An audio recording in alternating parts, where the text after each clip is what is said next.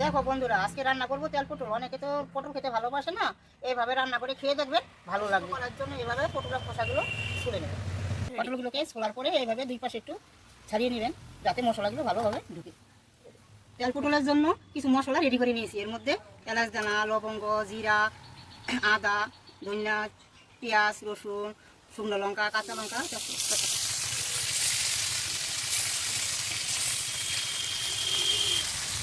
বন্ধুরা, আপনারা তো সবসময় চিংড়ি মাছ দিয়ে তেল পটল খান, আজকে নতুনভাবে একটু চেষ্টা করছি জ্যান্ত মাছ দিয়ে তেল পটল। মাছগুলো ভাজা হয়ে গেছে, এখন ওই কড়াইয়ের মধ্যে আবার তেল দিব। তেল দিয়ে পটলগুলো একটু ভেজে নেব।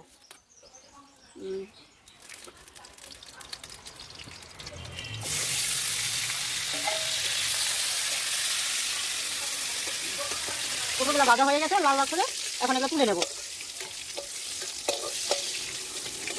ওই তেলে এখন দুটো শুকনো লঙ্কা, এলাচ দানা, লবঙ্গ, তেজপাতা পুরনো দিলাম। এটা ভাজা হয়ে গেলে পটলগুলো দেবো আবার। এখন এই মশলাগুলো ভাজা হয়ে গেছে, এখন এই মশলাটা খাবো।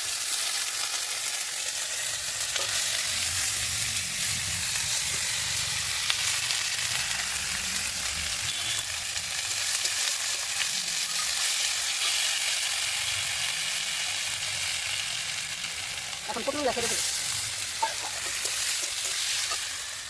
পরিমাণ মতো নুন দেবো, হলুদ দেবো, ভালো করে কষিয়ে